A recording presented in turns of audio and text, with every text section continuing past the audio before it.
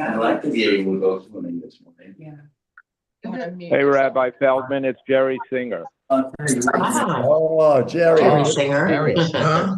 Jerry Singer. Good to see you. Did you say hello? I was able to get on. Hello.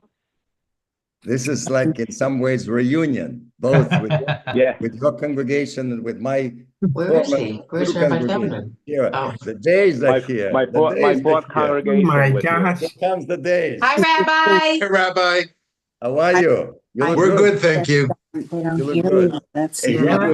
thank God. Yeah. Thank See if you. I can get it. For updating me with your sister. jump on I it. said thank you for updating him with your treatment. Just what you don't. Good luck. The next year is going to be a healthy one, God willing. Thank you, Rabbi. We all hope for a better year. I think we all need a better year. Yes, you're right. Are there days? Can you see me? John see Day, I you. remember you. You came to the shul when Rabbi Feldman was here last year. Marsha Schechter. No, We I go didn't. a long way back. We go I a didn't long come to way. your No, show. John Day lived did. in Florida. I met John Day. Oh, Yeah, John Day. Yeah. oh yes. Marsha Schechter was my congregant at Temple Emmanuel, which when I arrived there, right, Marsha? Uh-oh. Absolutely, Rabbi.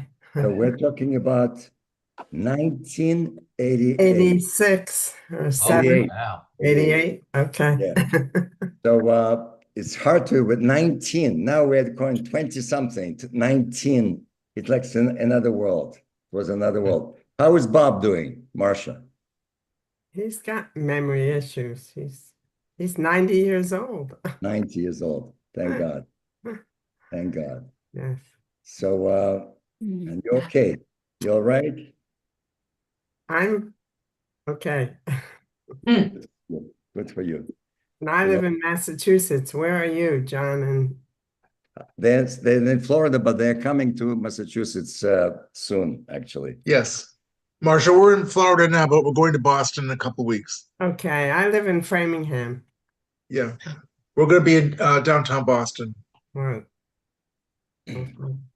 How is the weather in Boston? Do you feel the fall already? Beautiful. Oh, good. Marsha's there. Well, it's fall in the morning and then summer in the afternoon. It's very strange. But the leaves are changing. It's pretty. That's Happy very birthday, Sylvia. Thank you very much. Yes, happy birthday. good.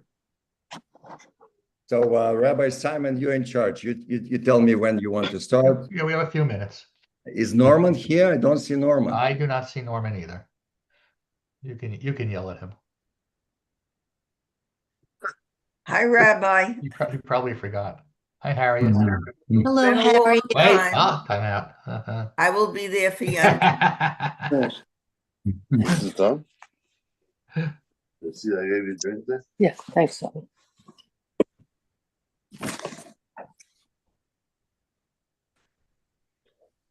I'm coming.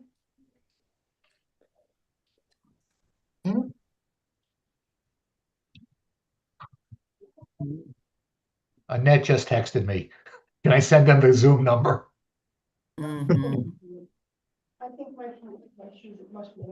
Yeah, the Zoom does ask for password. Well, they just added. It's like I don't know if they wanted to. They want the call-in number, but I'll try it again. How to get Zoom on my. I think I figured out how to get Zoom on my tablet. Okay, they can hear you. Oh, start. Are you gonna come or not? What are you doing? Yeah, Devin, some. Yeah, I guess I haven't. Yeah, I know. It was the And Judy, I listened. Rich, Tova, 31. Good morning, Rabbi. Good morning, Dr. Darvish. Mine And Mrs. is Darvish. on, but I don't know how to get mine. Mine is on red.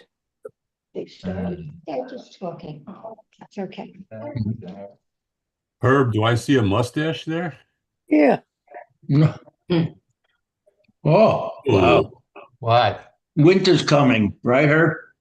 That was last week.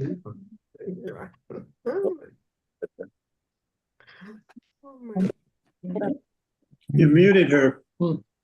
That's okay. Oh, he doesn't know. Hello, Rhonda. Hello, Harriet. Happy New Year. Yeah, after the holidays, Will. Okay. Oh, yeah. Just to start the video if you want to be on. No, it says Earl, it doesn't have both of us. That's the microphone. So if I click on that, you'll have the microphone. Okay, we'll start in 2 minutes. People are still coming on. Gee, Wait, hold How on. is the traffic actually in Boynton? I hear that Palm Beach is terrible. Is it It's it gets a little, 5 tied up in o'clock, it's a places. pain in the neck going home from work. What happened? The New Yorkers are coming to Florida, Everybody's coming to Florida. some of us would like to leave. You want to send him back? Andrea, Glades Road is no picnic either. Nothing is, yeah, it's.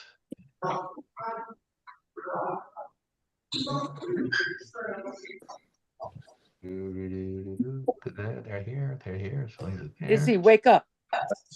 Do you know where the microphone They won yesterday. They won. Yes, they did.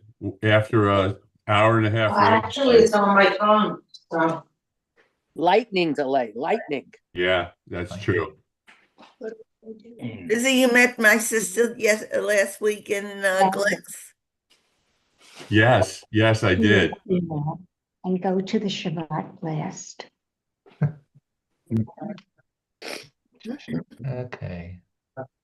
There's a cancer. Cantor, did you get my text? No, I didn't. I don't have that kind of text, Rhonda, only regular. I texted you yesterday on your regular text. Friday. I don't have an iPhone. Okay, then I'm going to email you. I think I can find it on my laptop though. I'll get it. Yeah, that's what you want. Cantor, don't talk, Cantor. Yeah, Right? Cantor, no talking from you. No talking. Texted you before. I'm muting you. There you go. You muted yourself. I texted it. Rhonda, haven't you texted the Cantor? I've texted him many times. So why can't you get a text? I don't know. Send it to me and I'll send it to him. I'm going to email it to him. Okay. Worked yesterday. Hell is there. I haven't. Give me one more minute. Nobody needs to do anything. Thank you. You're talking. No talking from you.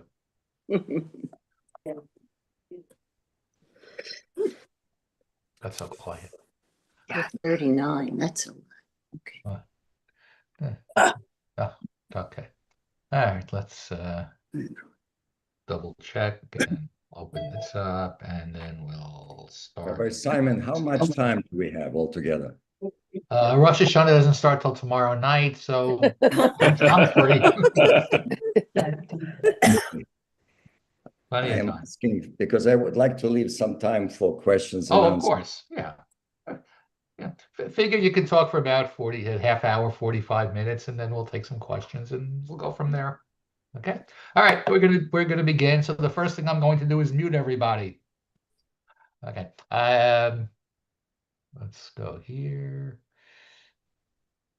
Yeah, let's go here. Good morning, everybody, and welcome to a Temple of Beth Kodesh virtual event. We are so pleased and honored once again to have with us Rabbi Leonid Feldman, who is now in Tel Aviv. I know there's many people from former congregants of his who are here. If you know, we know Rabbi Feldman's story. He was with us last year as a Russian refusenik, served our community for many years before retiring and making Aliyah. And it's always a privilege for us to have him back with us to share some of his insights directly from Israel, which he will do with us as he did before. And then when he's done, he'll take some questions from us, and we'll take it from there. So Rabbi Feldman, again, it's our pleasure to have you here. Hope you're doing well. Hope your family is well. We know it's difficult times for you over there, but give us some chizuk. Okay, thank you. Thank you, Rabbi, for inviting me. And when Norman Taplin shows up, I want to thank him for kind of putting it all together. And I want to not to forget that I'm coming to you physically, actually, to your congregation, October 24 and 25. That will be a Shabbat, special one. There will be a Shabbat dinner sponsored by Norman Taplin. And then in the morning, we will have a baby naming for his grandson. So we will probably repeat this again, and you will get more information. And as the rabbi said, we're going to have some time for questions and answers. So it's very symbolic that we're meeting literally one day before Rosh Hashanah. And it's, if you think about the date today, 15 days, 16 days from today will be October 7th. October 7th, 2 years ago. It's 2 years now that we're dealing with that date. And that date is the most tragic date in Jewish history. And I know that everybody's talking about what happened there. How could this have happened? Where is the intelligence? Where is the Mossad? Who is guilty? Who should be punished for all of this? There are books, articles, studies have been done already, and so on. And I do not want to talk about that day, that tragic day. I think enough has been said, and the fact is that we're still dealing with that, with the consequences of that invasion. It was an invasion of the state of Israel. The fact is that for some 2 days, there were evil people running around with machine guns in my country, in our country, and we did not know where they were and what, and it took us, unfortunately, too long to catch them all. But anyway, I don't have to remind you that this has been also not only a year of terrible things, but also incredible, miraculous things. Think about this. The geopolitical situation in the Middle East has been dramatically changed, dramatically. If you think about 2 years ago, we were really beaten down, and everybody was scared, and people said, where is the Israeli army? Where is the famous strength of that country? Think about what we accomplished in the last 2 years. Amazing. There is no Syria as a country anymore, basically. And we will see what happens there with the new leadership.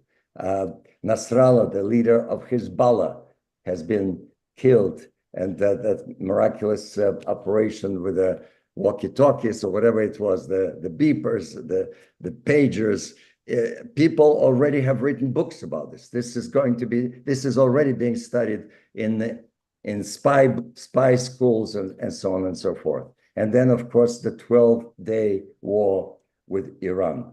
That was very tough for us. I have to say, maybe some of you remember, I live on the 3rd floor in the center of Tel Aviv, 1 block away from Dizengoff. I love this neighborhood, but it's an old building.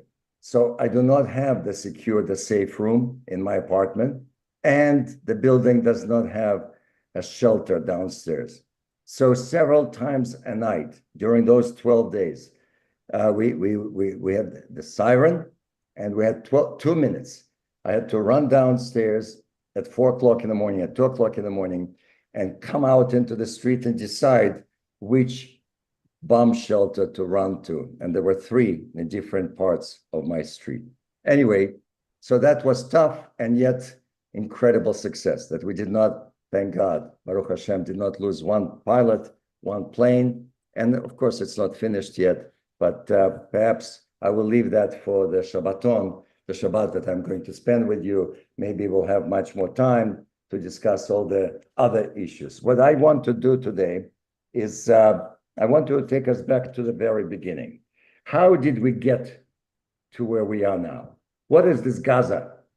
What do we have to do with Gaza? How did we get into this situation? So I apologize. Some of it may be very, very simple for you, very well known, but I suspect that for majority of you, some of the stuff I want to cover, and I was really thinking what to cover today. And I want to talk about the history so we can understand the situation today on a deeper level. Because as we know, without history, it's very hard to understand what's happening. So let's go back to the very beginning. 1967, 6-day war, another miraculous event. Nobody could have predicted that Israel will beat all those enemies around us. And we captured the Gaza territory from Egypt in those 6 days, in addition to Golan Heights, West Bank, Sinai, and so on. And of course, East Jerusalem. We reunited Jerusalem, our capital, God willing, forever, our capital. So in 1967, we began to control Gaza, and that continued for 38 years. Just think about this. People moved in there. People built houses there, factories, businesses, 38 years. Many babies were born in Gaza during those 38 years. However, in 2005, Israel unilaterally withdrew its military and the settlements under the so-called disengagement plan. It's an interesting title because those who planned it, they wanted to find kind of a neutral word, and you will understand why. So in 2005, after 38 years, we walk out of Gaza, and of course, 2 years later, Hamas violently takes over from the Palestinian Authority. So in 2007, Hamas became basically the government and totally in charge of Gaza area. So in fact, the disengagement happened in 2005. If you calculate it, today is 2025. So in the middle of August, just a few weeks ago, we observed 20th anniversary since disengagement. And again, there were so many articles and TV programs and books written about this. And looking at the situation today, a lot of people have been asking some tough questions. Was leaving Gaza a mistake? And I want you to think about this. Perhaps you have discussed it among yourselves, and please, maybe it will come up during the questions and answers. But hopefully you will get a deeper introduction to that disengagement plan. So, was it a mistake? What about going back there now? This is what our army is doing right now as we speak. We are surrounding and occupying Gaza City, which is the largest city with about 1 million Palestinians living there. And should we actually occupy the entire Gaza Strip? And some people are talking even about resettling it. Let's go back and build towns and villages and settlements and so on.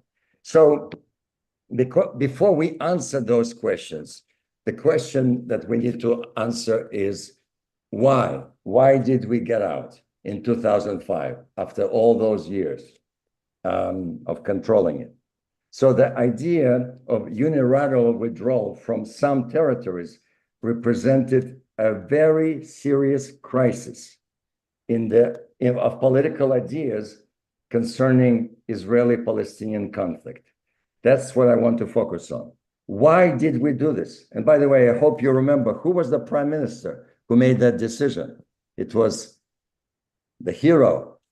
It was legendary Arik Sharon, general, one of the most respected military leaders in our history. So after the 6-day war, two paradigms were competing regarding the captured territories. What should we do? We suddenly were the owners of a huge chunk of land. And what do? So both the left and the right of the Israeli public were trying to answer the question of how to leverage, because we suddenly had something valuable in our hands. What do we get in return? What should we do with those lands and so on? So the right came up with one paradigm.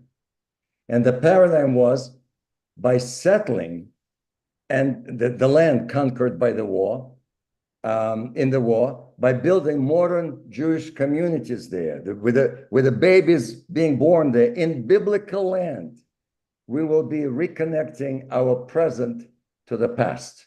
It will revitalize Jewish people. Because think about this, 1967, we suddenly, we are in biblical land, and this is important, and so on. And Israelis would connect to the past and become more passionate about this and patriotic and so on. That was the right. That was the idea. And that idea had two different versions. There was the secular version and the religious version. The secular said very basically, connecting us to our story will increase a sense of belonging of Israelis to the Jewish people. Because Israelis, for many years, until today, there are some Israelis who say, I'm an Israeli. I'm Jewish, but I'm an Israeli, first of all. And so if we actually go back and connect our present to the past, the Israelis will feel, oh, we're part of our history, of the Jewish history. That was the secular idea. The religious idea was that if you build Jewish communities in biblical land, this is the fulfillment of the famous prophecies. Isaiah, Jeremiah, Ezekiel, they all spoke about one day that all Jewish people will return to the promised land, to the land of Israel, to Zion, and will rebuild it. And eventually, this will bring the Messianic age, which is the goal, basically. So by activating that prophecy, if we actually touch and suddenly say, look, Isaiah was talking about this, Jeremiah was talking about this, we're triggering the next prophecies and the following one, which basically means we're going to pave the way to the coming of Messiah. That's what the religious Jews began to talk about, to think about this. This was the first time when it was realistic, so to speak. Wow, we can actually look. Thousands of years ago, our prophets spoke about this situation, and we can actually do this. So these were the two groups of the right, so-called the right-wingers, so to speak. So both of them, the secular and the religious, were very connected to the biblical story. One from the secular side, another one from the prophecies and Messiah. However, the left also had messianic ideas after the 6-Day War. The idea was that if we leave that land now and give it to our neighbors, we can actually have peace. Peace in our time. You probably remember there was a famous movement at that time. Shalom Achshav, Achshav, now. We want peace now. So that was the idea. You know what? Palestinians deserve a land, a country. We will give it to them and we'll make peace with them. Land for peace became a very well-known idea. Every political leader was speaking land for peace, land for peace. And eventually that actually brought us to a historic event. A lot of people take it for granted now. But I was in this country in 1979 when suddenly Anwar Sadat landed at Ben Gurion Airport. I will never forget that. We were opening our mouth. It was like a miracle is happening. Anwar Sadat, the president of the most powerful Arab country, which only 6 years earlier attacked us viciously. And that man, Anwar Sadat, heroically signed a peace treaty with us. And that peace survived until now. And most Israelis, the vast majority of Israelis, say, yes, it's not perfect peace. It's called cold peace. Not too many Egyptians are walking around Tel Aviv, let's put it this way. And not many Israelis are walking around Cairo.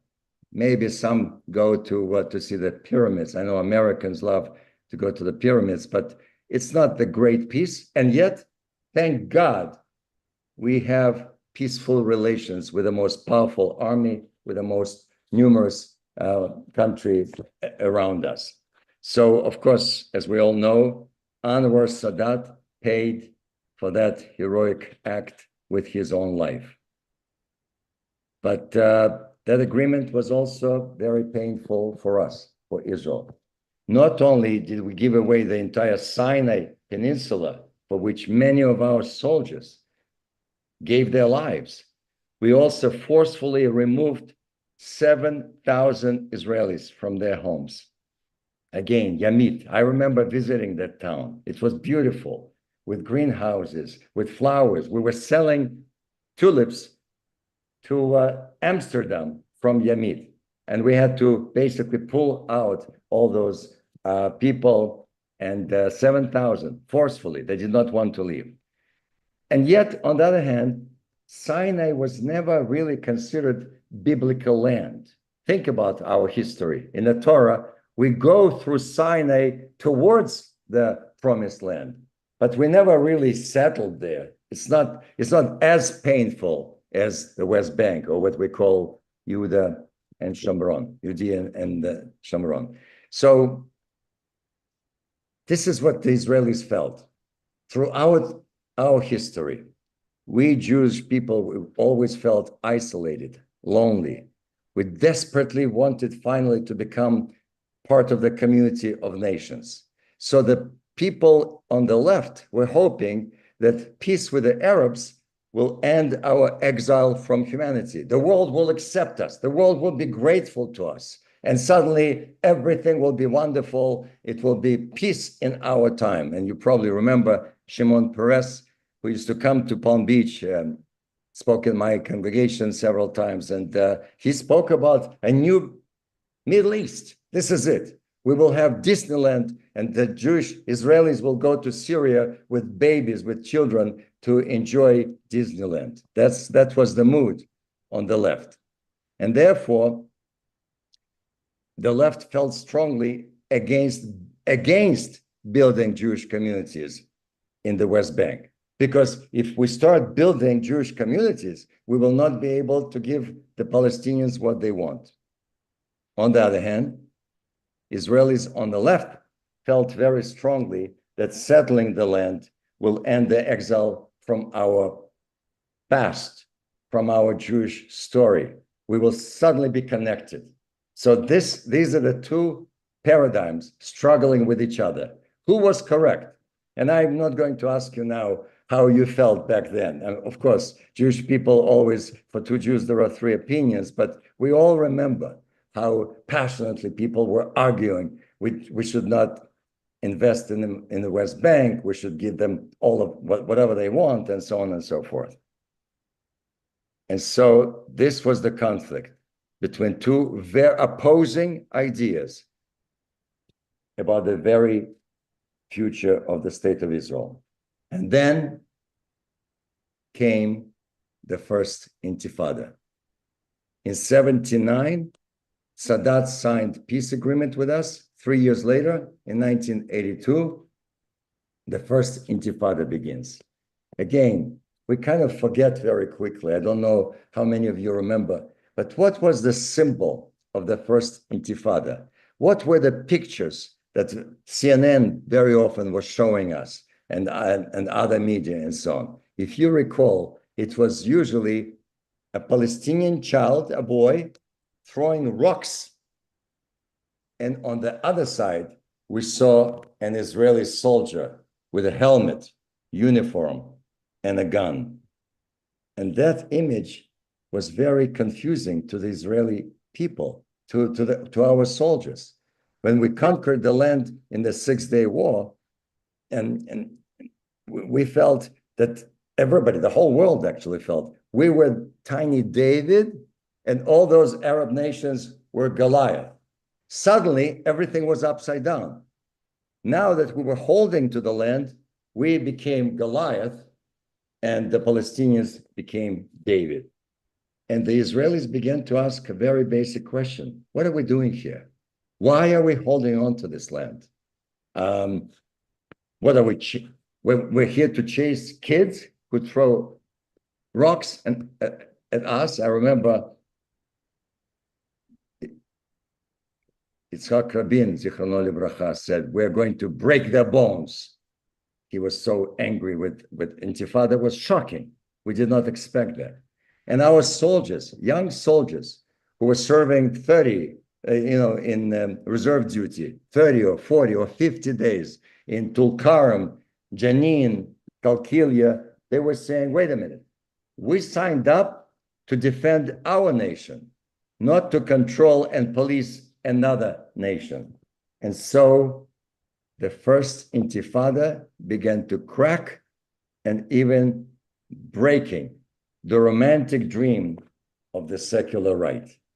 That land that we said is ours and only ours, and we will resettle it and so on, suddenly it was not so romantic. After 6-Day War, we saw it as biblical land. This is it. Let's look at the Bible. This is description and so on. This was about Abraham and Joseph and King David and so on. After the first intifada, the Israelis looked at that land and said, wait a minute. There were about 2 million Palestinians living. It's not so romantic. What are we going to do with them? And a lot of Jews, a lot of Israelis said, yes, maybe our memories are connected to this land, but there is another nation there, and it's not going to work. So this was the first intifada. The first intifada basically was a major blow to the Israeli right. And now we're jumping to the second intifada, which was a fatal blow to the utopian left. It was a fatal blow because think about this. What was the symbol of the second intifada that broke out in 2000, in the year 2000? It was bus bombings. It was horrendous. Buses were exploding every day, sometimes 3 times a day, all over, in shopping malls, coffee shops, schools, discotheques. A large Seder celebration, you probably remember, got a lot of publicity. Jewish people were sitting, elderly, were sitting in Netanya, in the big hall. It was exploding. Then Pizza Hut on the corner of Jaffa and King George. I remember that Pizza Hut. We used to go there and so on. This was bombing, exploding every day. Parents, I remember that. Parents were kissing their children in the morning, saying goodbye, and they had no idea if they would see their children again. Over 1,100 Israelis were murdered. Think about that number. Think about October 7. It basically was October 7, except not in one day. It was spread a little bit over several months. It was very scary during those days. And guess what? We have learned that terrorism works. Terrorism, what the idea of terrorism? To terrorize people, to scare people. And it worked. Nobody came here. There were no tourists in Israel. Restaurants, stores, coffee shops were totally empty. All groups, synagogue groups, federation groups, youth groups, everybody canceled their trips. I actually felt very strongly, and some of you may remember that, when your family is in trouble, you don't abandon them. You go there and give them a hug. So I took a small group of my congregants at that time during the second intifada. And I remember walking into King David Hotel. It was like a ghost town. It was totally empty. We were the only Jewish group staying at King David Hotel. The only other group was evangelical Christians from South Korea. That's it. 2 groups in the entire hotel. And I will never forget, we were treated like VIPs. Shop owners on Ben Yehuda Street were running up to us and saying, thank you for not forgetting us. There were discounts, 50% off, 50% off. There were posters and flyers everywhere. We are grateful to our brave brothers and sisters from America for coming at that time, at that difficult time. So the shock of the second intifada was not only because how violent and bloody it was, even more painful was the timing of the second intifada. You may not remember the details, but it was right after the Oslo Accords were signed, right after Camp David, where Ehud Barak, the prime minister at the time, made an amazingly generous offer to Yasser Arafat, 97% of what the Palestinians were demanding, and basically Arafat walked out. And Bill Clinton, in his autobiography, writes a whole chapter about this. He was furious with Arafat. He says, I did not believe what Israelis were willing to give. And Arafat walked out. And he says, basically, Clinton, Arafat clearly did not want peace. That was not on his agenda. So we tried. We signed Oslo Agreement. We went to Camp David, these tough negotiations, and 6 weeks later, buses began to explode all over Israel. And you remember what we spoke about. The classic narrative of the left was always the Arabs hate us and are trying to kill us because of the occupation. I remember Tom Friedman every week, twice a week, was writing occupation, occupation, occupation. All the problems are because of occupation. And yet that narrative broke down completely because all this violence began after we offered to end the occupation. So the narrative basically fell apart. If occupation was the issue, we came to them and said, hey, we're willing to walk away to end the occupation, and they began to kill our children. So what was the result of the first intifada and the second intifada? What did the Palestinians accomplish? Because they lost a lot of people also. Remember suicide bombings and so on. In the first intifada, Israelis learned that they cannot control the Palestinians, which dispelled the fantasy of the right, that this is biblical land, it's ours and ours alone. That was the first intifada's lesson. And the second intifada, Israelis learned that they cannot make peace with the Palestinians, which dispelled the myth of the left, that we could actually get along with them and become good neighbors. So after the second intifada, there was a depression here, and the nation realized marriage with Palestinians was impossible. So what else could be done? At that time, at that point, we needed a divorce. We needed separation. If we cannot get along, if they don't want peace, we need a separation. And suddenly, in the summer of 2005, Prime Minister Ariel Sharon shocked the entire nation by declaring, and this is very important to come back now to where we are today. He said, we're not going to wait for anybody anymore. We're going to do what we think is right to do, and we're going to do this unilaterally. We will not listen to nobody. We don't need a partner. We'll just walk out.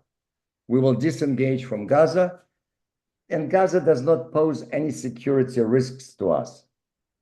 That's the general speaking. Ariel Sharon said, don't worry.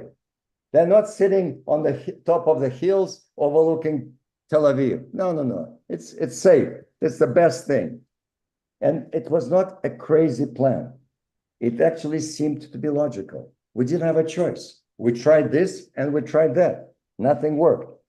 By withdrawing from Gaza with a population of some 1 million Arabs, Palestinians, we got to make our demographic situation much better. We don't need to absorb another 1 million enemies here without making the geographic situation much worse. Because Gaza was down there in the south, they don't present any threat to us. And remember, Ariel Sharon was called and considered the father of the settlement movement. He was the one who believed that, yes, we need to build another settlement, another one. And he walks out in 2005, just withdraws. So, and that helped to convince the Israeli public. If Ariel Sharon is willing to destroy these settlements and walk out of Gaza, it makes sense. And guess what? I don't know if you remember. Anybody remembers what was the percentage of Israelis who agreed with him at that point, 2005? It was over 70%. 70% of Israelis said, yeah, you know what? Let's just walk away. Forget it. And even today, The majority of the population think that disengagement was the right thing to do. We did not have a choice. Until today, they did studies in August. Okay, here we are, 20 years later, what do you think? Did we do the right thing or not? And so what did we have to do in order to accomplish this? There were 8,800 Israelis who lived in 17 settlements, towns, villages in Gaza, in the middle of 1 million Palestinians. So you can imagine, 9,000 Israelis, 1 million Palestinians. So our soldiers had to constantly protect them. It was very painful. It was very expensive in many ways. But how do you take 8,800 people who grew up there, who were giving birth to babies there? They built kindergartens and schools and factories. And again, it was so successful. Removing all those people and destroying their homes was an extremely painful experience for the entire country. I remember I was visiting Israel that summer, and we saw on our television amazing scenes, Israelis on television with tears in their eyes, grabbing children physically and elderly and pulling them out of their homes. Imagine how these boys, these soldiers felt doing this. In fact, there was a big scandal when they arrested actually a 14-year-old girl who was just fell on the road and said, no, I'm not moving from here, and so on. It was very, very painful. These were the Jews who had built their lives in Gaza in those 38 years. It was a major trauma. By the way, it was done. How long did it take us to take almost 9,000 Israelis out of there? 5 days. It was an amazingly fast and efficient operation. Remember, Arik Sharon was in charge. Arik Sharon had many talents. One of them was that he was a brilliant negotiator. Arik Sharon realized, we are giving the world something. We're giving to Americans something. We should get something in return as a reward for that. So guess what? Israel was richly rewarded for that operation. Condoleezza Rice and President George W. Bush issued an incredible historic declaration at that time, which was approved by both houses of Congress. The declaration had many points, but the crucial ones were the following. Number one, America recognized that if in the future there will be withdrawal in exchange for peace for land for peace, it will not be to the Green Line, because all the nations in the United Nations and the Arabs and Palestinians, everybody was saying Green Line, back to 67 and so on. And some people actually said back to 48. It was a huge achievement by Arik Sharon. Number two, the United States stands with Israel in rejecting the so-called right of return. I hope you remember that term. Right of return means millions of descendants of those refugees, of those Palestinians who are living in Canada, New Zealand, and England, America, Argentina, wherever they are, they can come back and become citizens here. Of course, this was unacceptable for us. So America stands with Israel in rejecting the so-called right of return. And number three, if there will be an international peace initiative to impose peace on Israel from the top, America will stand with Israel to reject it. People have forgotten that every month there was another initiative, and international groups were getting together suggesting this is what should be done. Especially, I remember the Geneva Initiative. It seemed like Israel was on the verge of something imposed on us internationally. So Arik Sharon brilliantly turned everything upside down. Everybody was speaking about land for peace. Meanwhile, he was talking to the Israeli public, I'm giving land in order to avoid those initiatives for peace. Let them shut up. Let them be quiet now. I'm giving land. Hey, let them move in and so on.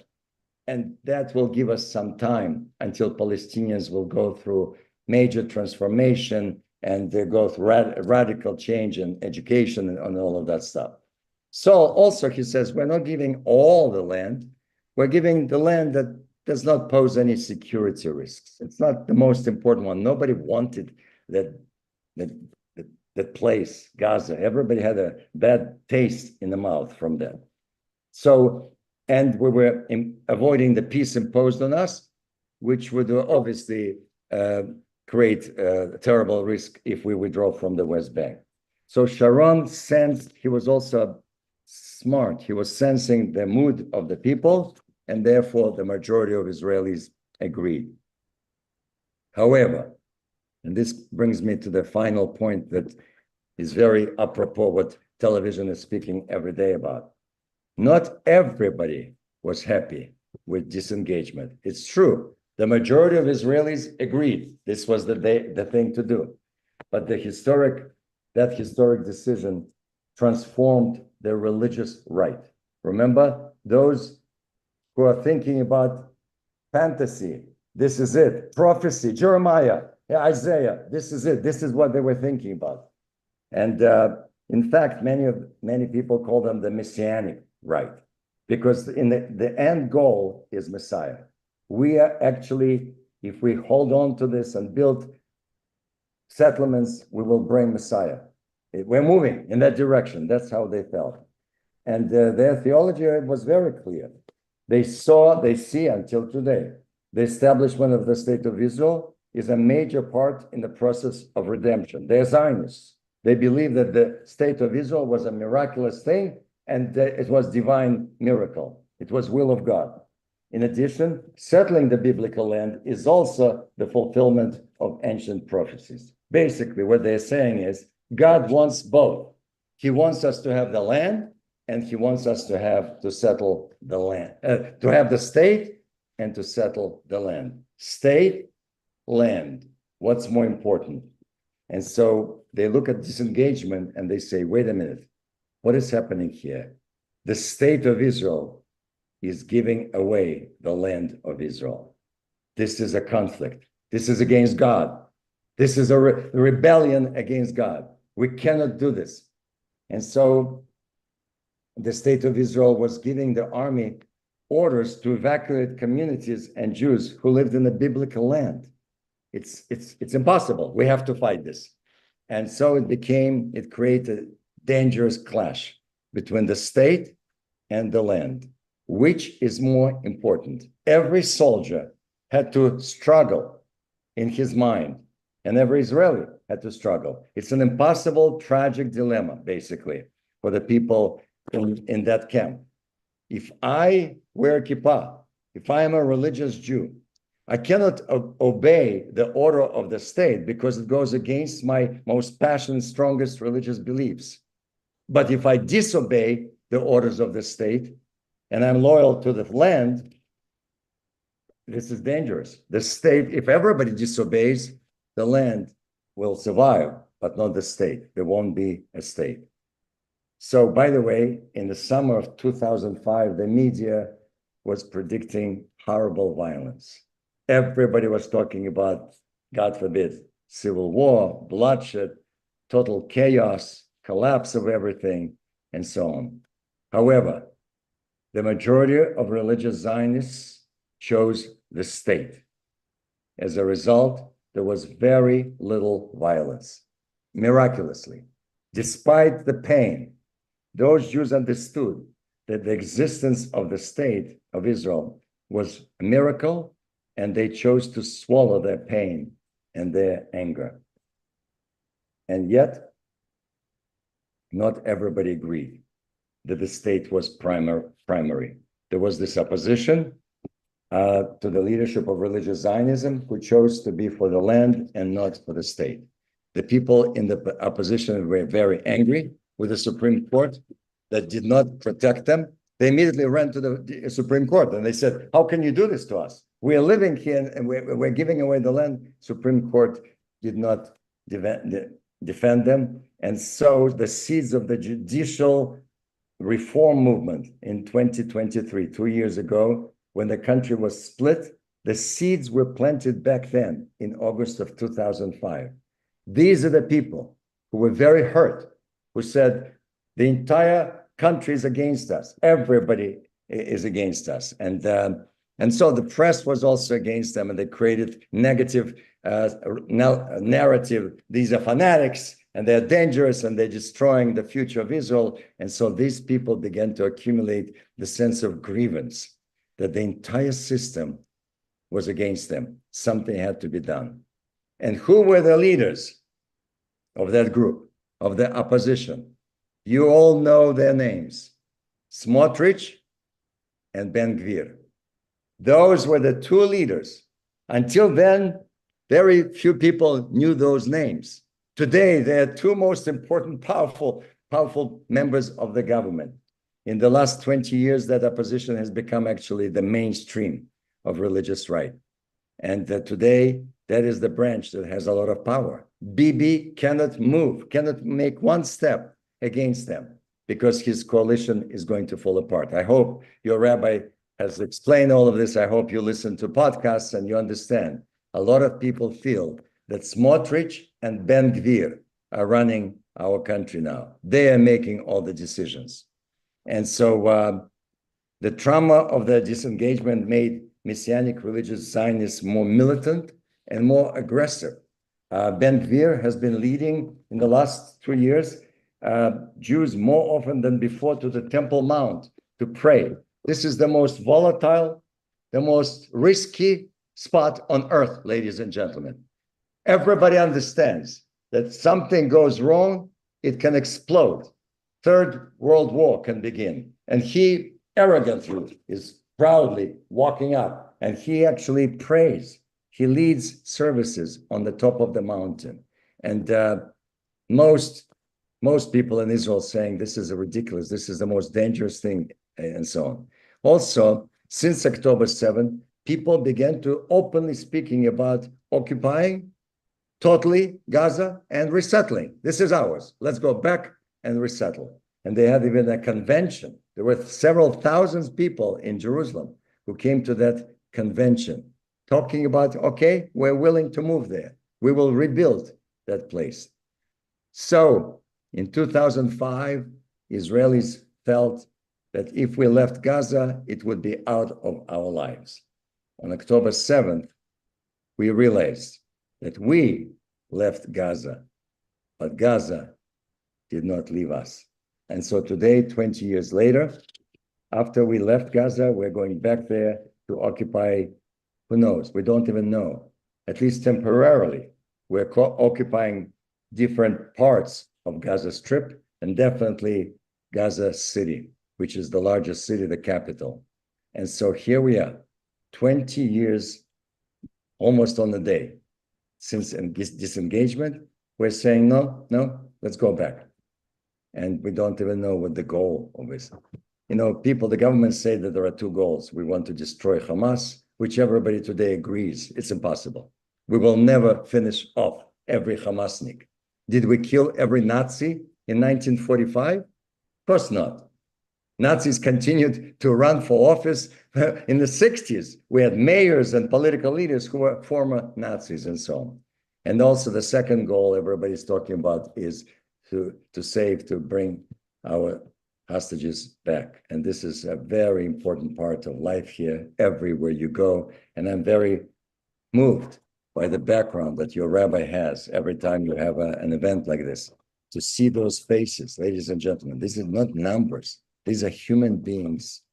And many of them, we don't know how many, but many of them are skeletons still surviving somehow, tortured, God forbid. So these are the two goals that a lot of people say are impossible to accomplish at the same time. Either you finish the war and then get our hostages, or try to get the hostages, and then you'll finish the war and so on. So, ladies and gentlemen, to come to the end, it's not an easy time. We're living through one of the most difficult periods in Israel's history.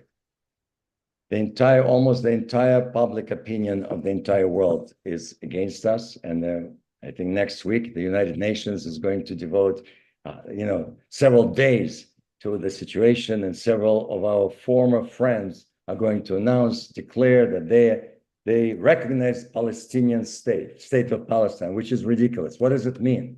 What does it mean? Where is it? Who is the leader? Who are the leaders? Where is the government? And so on. But this is just a slap in the face, basically, to put pressure on Israel. The majority of our population does not want this war.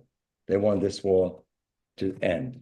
The chief of staff of IDF last week stood up in front of the security cabinet and said, the army is against continuing this operation to occupy Gaza City. And in addition, we all realize, especially because we don't have enough soldiers, because of the Haredim, the ultra-Orthodox refuse to serve, our soldiers are exhausted. There is a sense of fatigue. They go back and back and back again. How many times can you go back? The military vehicles and equipment need a lot of repair and maintenance. In addition to all of this, our brothers are still there, suffering in captivity. So the country, it's not just my opinion, many people feel the country needs to heal right now. So what do we do? Where do we go now? And I know there are probably different arguments. People are against Bibi and against Ben-Gvir and Smotrich. Some people say, no, Bibi is the best leader and so on. I want you to forget about all those so-called leaders, politicians. I want you to think about the Israeli people, the nation here, which is incredible. Yes, we were terribly divided and polarized before October 7th. True. It was half and half. We were marching in the streets on both sides of the streets. However, the following day, everything changed. Everything was turned upside down. You know, in most countries, when a war breaks out, people run away. What happened in Israel? What happened with Israelis? Israelis from all over the world were desperately trying to come back to Israel so they could go and fight for their homeland. Our soldiers in Gaza, when they sit in the same tank, they don't start asking, who did you vote for? They are ready to die for each other. This is what changed since October 7th. And I want to bring a little bit of text now. We all remember the famous story about Jacob, our father, who was going through existential crisis. And remember, the last night before he's about to meet his brother, they had not seen each other in 20 years. He has a strange experience. In the middle of the night, somebody attacks him. He has this wrestling match with an angel or a man. Some commentators say he was wrestling with himself, and so on and so forth. After a whole night of wrestling and fighting and struggling, at the very end, he is totally exhausted and drained, but he was not ready to give up. He turns to this angel and he says, I will not let you go until you bless me. In a way, he is saying, I will not finish this wrestling match until something good will come out of this wrestling. And Rachel Goldberg, Holland, just last week mentioned something beautiful that is connected to this story. A mother of one of their soldiers, heroes, who was killed, Ben Zussman, was killed in Gaza in December 2023. She stood at his funeral and she concluded the funeral with the words, our story will have a good ending. This is a mother who lost a baby, a child. Our story will have a good ending. The Jewish people are going through existential crisis. Crisis in Hebrew today is mashber. But in biblical Hebrew, mashber also means birthing pains. Because when you go through a crisis, a bodily crisis, when you feel that you cannot take it anymore, you're about to be broken, sometimes this is labor pains. And just ahead, there is rebirth. There is a new beginning and a light. And we must move towards that light. And this is what Rachel, who lost her son, is challenging us with. We all of us feel this crisis. We need to be together at this moment. And this is a transforming moment in our history, in Jewish story. I pray that we may all be inscribed in the book of hope, the book of life, the book of miracles. May we all have a Shana Shel Tikva, a Tikva. Shana Tova u'Metuka. It'll be a better year than this year that we're saying goodbye to tomorrow. I want to wish everybody a meaningful Yontif. I'm sure there will be powerful sermons, discussions. And so at this point, I want to thank you for taking time. That one day before Rosh Hashanah, many of you are probably cooking and preparing. Let's open for some questions and answers.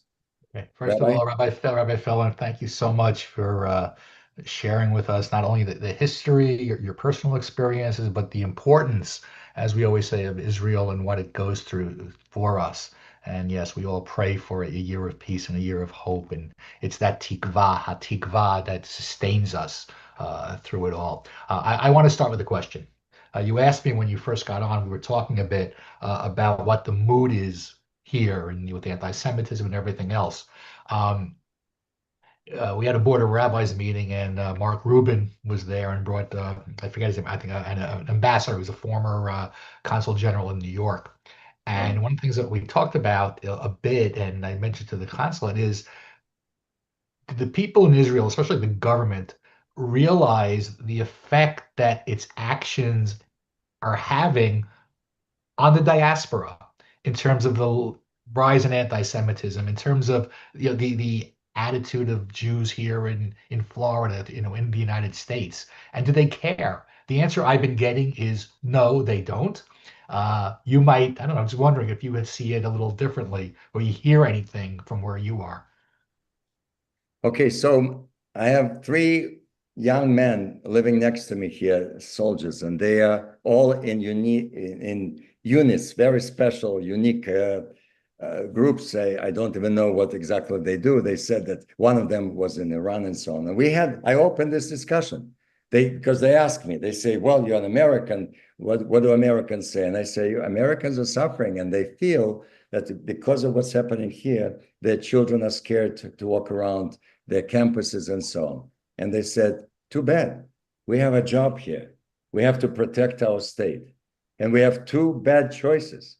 If we stop right now, first of all, we don't know how many of the refugees, the captives, will come home.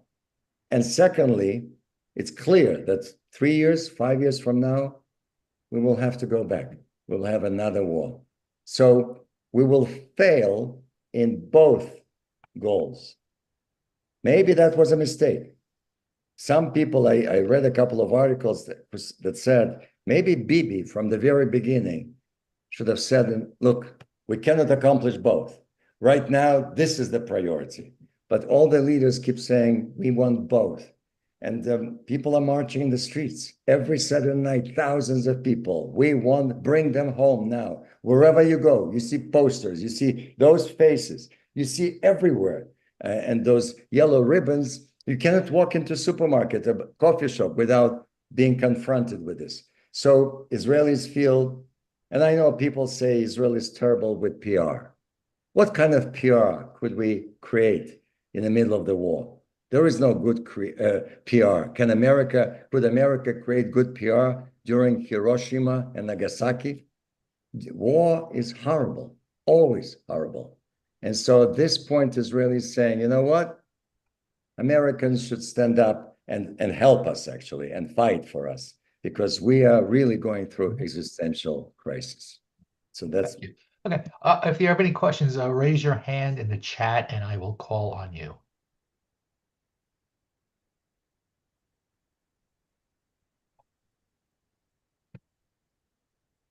Okay, Cantor Halpern has raised his hand.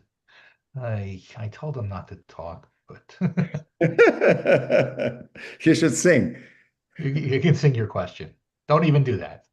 Rabbi Feldman, I want to thank you very, very much. That was really a wonderful, those insights and the history. And that's really what I wanted to ask you about. I may be the only person here, but I have a feeling probably not. There are moments when we have the opportunity to speak with somebody that we may have casually met and defend our position. And we need the facts at our disposal, at our fingertips.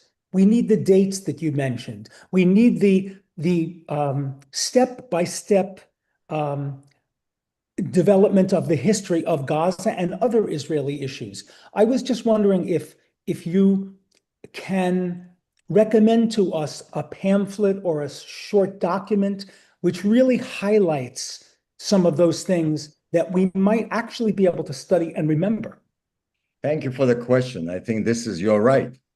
I think that the problem with our people, especially young people who go to the campuses and they're attacked and they don't have the facts and they don't know what to say. I suspect Rabbi Simon can help you. Maybe he will send you before even Rosh Hashanah or in the next bulletin a few booklets, because there are many organizations that came out with a timeline, because people don't remember. How did we end up in Gaza altogether and so on? Went back and forth and so on. So I hope your rabbi can help, because I don't. There's so much out there. Something short. Something. Yeah, that's the problem. There's a book that came out years ago. They keep updating, called Myths and Facts. Oh yeah, that's a famous book. They keep updating it. I'm looking on Amazon now. The last version, it looks like it's 2016. No. That's why it's out of date already. No. Something more fresh, maybe from a magazine. Maybe there is Stand With Us. Yes. On their website has, if you go to one of their resources, bullet points. Exactly. That's a wonderful organization. And you hit on something very important, because I've seen a lot of posts about this. Quoting Bill Clinton, when he even said it in his speeches, where he's saying, the only time I felt Arafat lied to me was when Israel was ready to give him 98% of the West Bank, and he just walked away. I mean, in one sentence, they could have had it back in 2000. Of course. Of course. People say, stop the war. And we say, oh, it's very easy. If Hamas stands up and says, okay, we put down our guns, there will be peace tomorrow morning.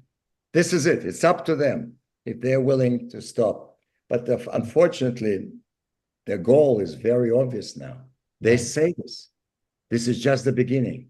We're planning more October 7th and more and more. Exactly. So thank you, Cantor. Now, please do not. I don't want to hear your sound. I love your voice, but I don't want to hear it until tomorrow night. All right, let me just finish by saying thank you both very much. And Rabbi Simon, if you would, maybe you would either put a link or two in the chat or in the next Temple Shalom email. Thank you so much. Sure. Okay, here we go. Hold on. I've been blocked. Okay. Does anybody else? Thank you, Cantor. Does anybody else have a question? Raise your hand. Jerry's waving. He's not following the instructions, but since I see him. Because we don't know how to do that, Rabbi. Speak for yourself. Anyway, well, welcome, Rabbi. General question for us all. Aren't we really thankful that the Arabs were idiots in those days when they did not accept all of the land that was being thrown at them? And look what would have happened had they accepted that. That's a brilliant question. God forbid. God forbid. And a lot of articles came out, and, Ehud Barak is not the most popular person today. Former prime minister, a hero. He was one of the most decorated soldiers in our history. He literally offered more than 97% of everything. Imagine if we had it 8 miles away from Netanya and Ra'anana. They would be right here. God forbid. God forbid. And by the way, we know, you're talking about there were idiots back then. We were also very lucky, or maybe some people say it's God's providence, that Hezbollah did not jump in on October 7th, because together, God forbid, they had some 200,000 missiles. If that would have been a catastrophe. Literally, thousands of people would have been lost. And for some reason, they did not coordinate between themselves. And thank God. So now Hezbollah still exists. It still exists, but amazing things are happening in Lebanon. I don't know if you heard about this. Foreign Minister of Iran flew to Lebanon. He was not allowed to fly over Syria. The new leader of Syria, who just a few years ago was considered one of the worst terrorists in history. I mean, there were $10 million American government was willing to give to get rid of him. Now he shakes hands with our president and so on. They said to the foreign minister of Iran, you cannot fly over Syria. So he flew around through Turkey. He arrived in Lebanon, and the new prime minister of Lebanon says, get out of here. We do not need your help here. The new prime minister wants to get to control Hezbollah. He demands disarmament. I don't think Hezbollah will ever give away all their guns. And how do you find out? Did they give all the guns or some of the guns, which is impossible, obviously. But thank you for that question. You're right. We're very lucky. Very lucky. Thank you for your answer. Rabbi, can I ask? Can I stop you? Yeah, I have another question about something else. Can you tell us something about this new system of defense, the $2 laser? Is it really true? Do they have a $2 laser that can destroy missiles come up? I don't know. We're talking about this. I'm not an expert. I cannot answer that question. Probably we'll find out more very soon. A lot of things are being worked on that we don't know about. We don't even know what's happening right now inside of Iran.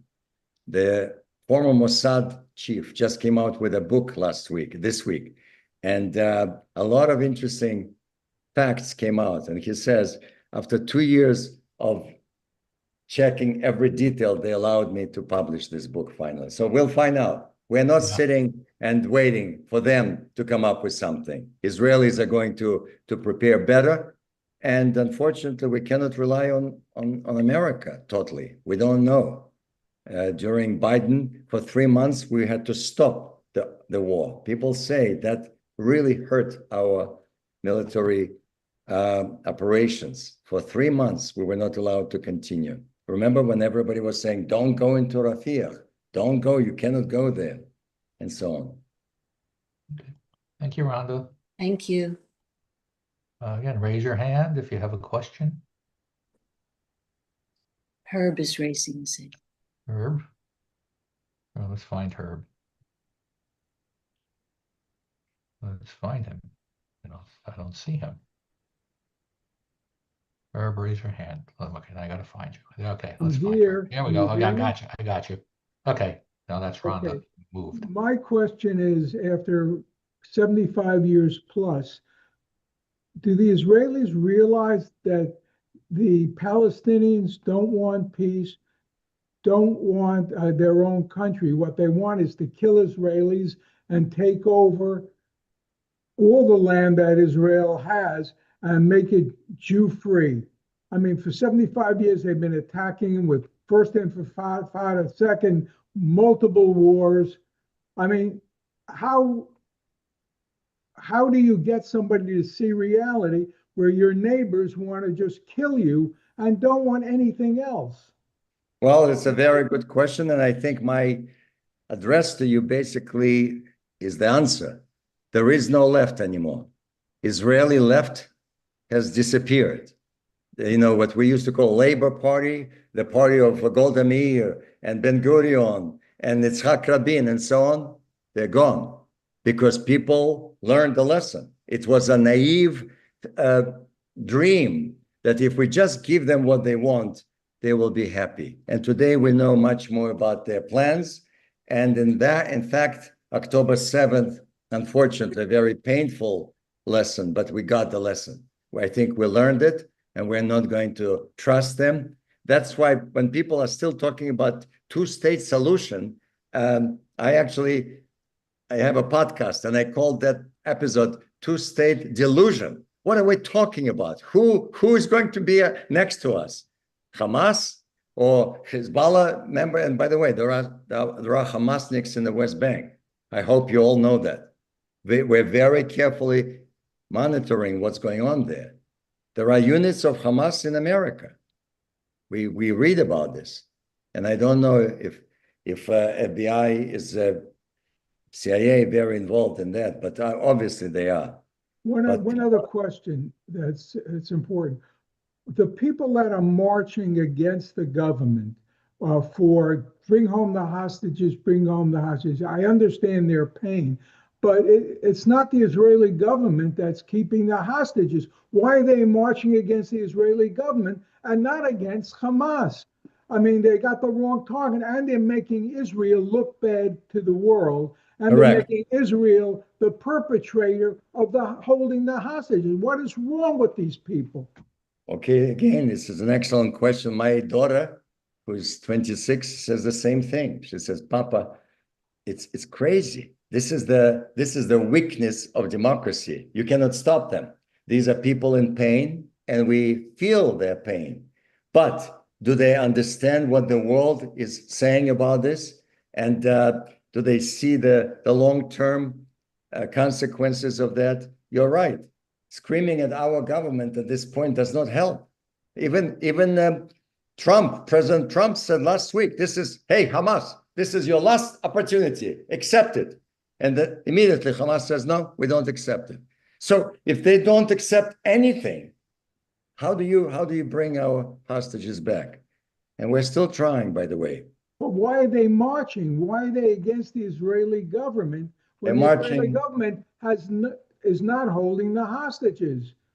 I mean, don't they understand this, or are they just dumb?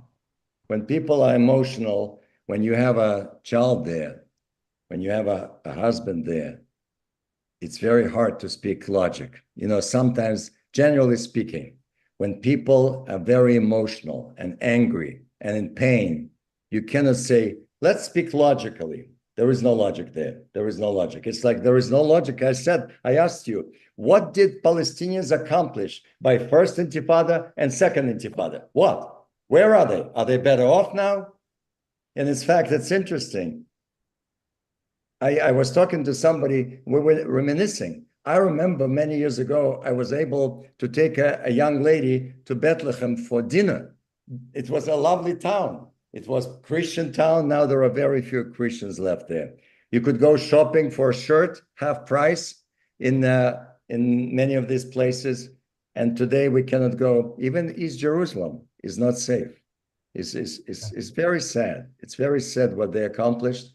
We were naive, we were hopeful, but unfortunately there are people who are just so focused on their goals. Okay. Thank you, Herb. Next. These are good questions. Anybody? Oops. Ganesh has his hand. And Earl. Okay, Earl.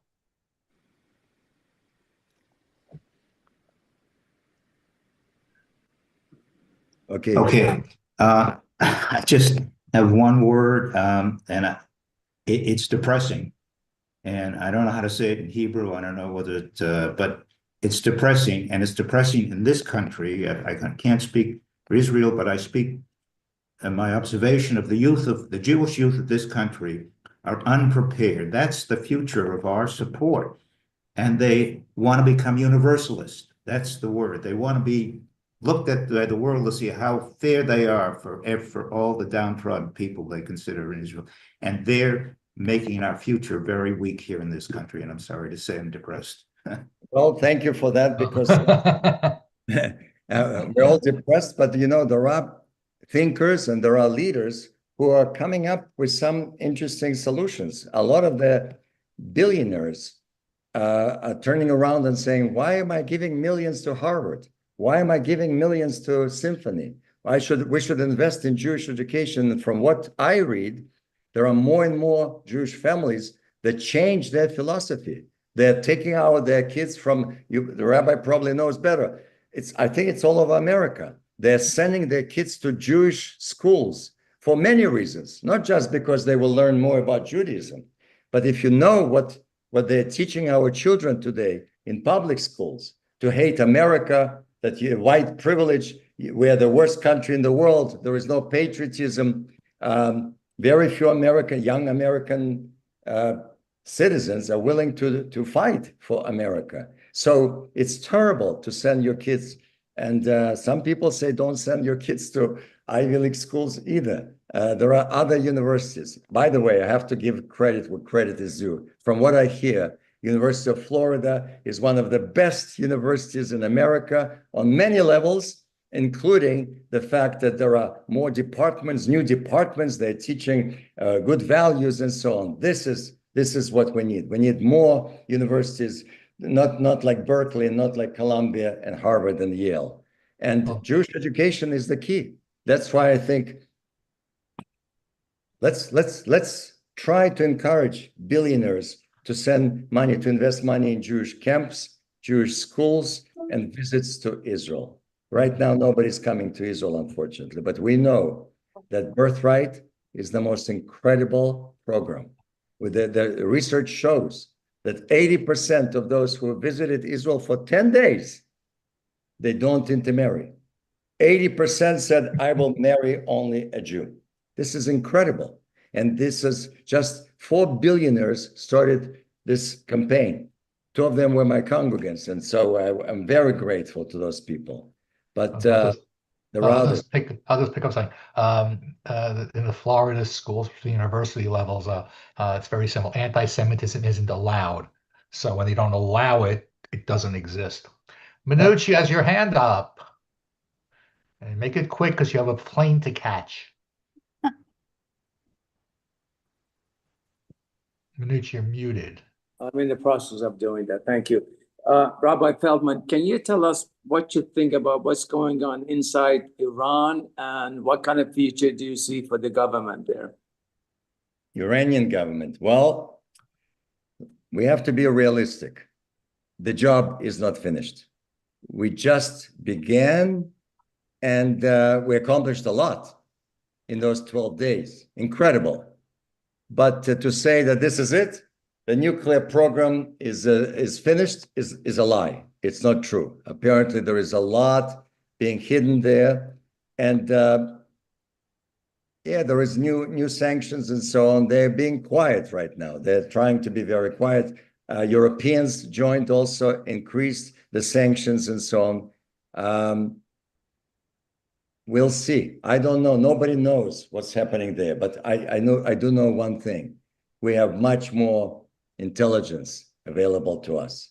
Well, we saw that we were able to find somebody inside of Tehran, and that's incredible also. See, this is the problem with Gaza. When Arik Sharon pulled us out of Gaza, we lost intelligence, and I'm talking about human intelligence. There is a big difference between electronics, yes, we can watch the movement, and human intelligence. When Muhammad is getting cash from us, and Muhammad is telling us, pay attention to this, don't pay attention to that. We had a lot of, we have this now in West Bank, a lot of human intelligence, and this is very important. That's why the moment we hear something, boom, and we get it the next morning on television. That last night, IDF got into Ramallah, and they caught a unit there and so on. How do we know about this? It's not electronics. And this is the problem. This is arrogance. When our enemies think that we are powerful, it's good. It's good for us. When we think that we're powerful, it's terrible. We became very arrogant. We said, oh, look at our technology. Look at our IDF. Look at our Air Force. What is Gaza? That's ridiculous. A bunch of tunnels over there. Well, we discovered it's not so simple. So we have to be honest, and we have to be humble, and we have to go back to the basics. And you will hear more and more about this. Watch what happens about Haredim. The ultra-Orthodox cannot, it's unsustainable. 63,000 young men are claiming, oh, I study Torah. It's more important than taking a gun. No, it's not. They have to give something back to the state. And things are going to change. You will see. This has become the hottest issue. And I'll tell you why. Because for many years, it was just the issue. It's not fair. Why should we fight and they don't fight? But today, it's not philosophical. It's very practical. We simply don't have enough bodies. We need soldiers there. And slowly, slowly, it's beginning to change. There is a special unit already, and we saw it with a black hat and a gun. It's very cute to see that. We will adjust. They will adjust. We will adjust. The problem is with the leaders, those big rabbis, 90 years old with long beards. They say, no, no, no, no. Talmud Torah keneged kulam. Yeah. Okay. Karen, last question. Okay, thank you so much for being here.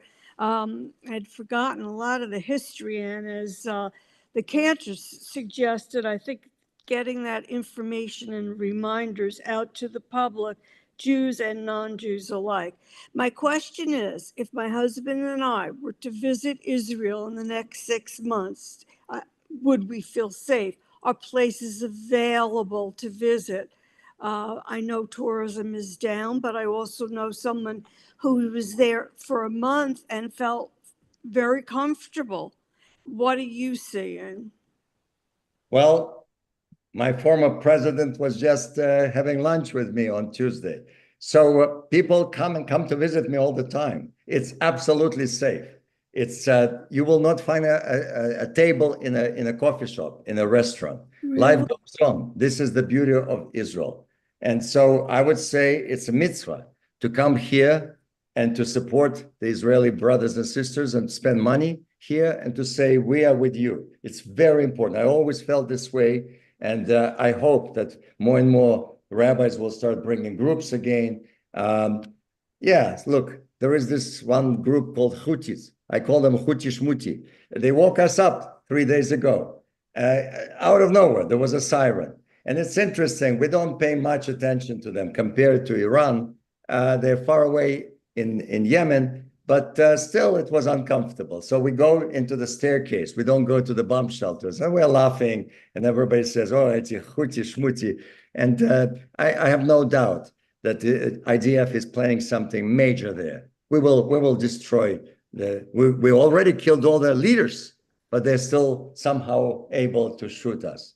But it's very safe. There is, first of all, you'll get discounts in hotels, and it's life goes on. The theaters and movie theaters, everything goes on. I have a busy life here in cultural life. There was a festival, beer festival last week, and the week before there was Japanese movies for a whole week. It was all Japanese movies and so on. So cultural life is fascinating. I've seen more theater and more concerts in maybe in 3 months here than in 10 years in Palm Beach. So please come. But by the way, talking about what the cantor brought up, it's not only for you, especially for your grandchildren. Make sure that they open that booklet, that they learn some basic facts. The rabbi is laughing, but this is the challenge. I'll tell you why when we're done. Okay. Thank you, Karen. Thank you, Rabbi. Thank you. Go there. Okay. Again, Rabbi Feldman, thank you so much for taking the time to be with us, to teach us, to share with you share with us your insights. And we're certainly looking forward to having you back with us in another month. October 24th, the Shabbos dinner. It's coming up. Coming up very the weekend soon. of October 24th. See all of you. So we'll watch for further information and details, and we'd love to see you.